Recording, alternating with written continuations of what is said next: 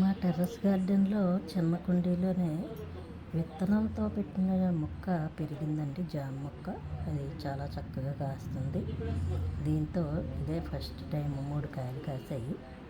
చాలా చక్కగా వచ్చాయి. కాకపోతే కొంచెం లేట్గా కోయడం వల్ల చిన్న మచ్చ వచ్చింది. అయితే వాతావరణం బాగోట్లే కదండి, వర్షాలు చాలా గాలి ఎదురుగాలు ఈ పద్ధతిగా ఉన్న ఈ వాతావరణంలో కాయలు అయితే మటుకు బాగా వస్తున్నాయి. పెద్ద డబ్బాలోకి మార్చి చూస్తాను, చాలా బాగా కాస్తున్నాయి కదండి.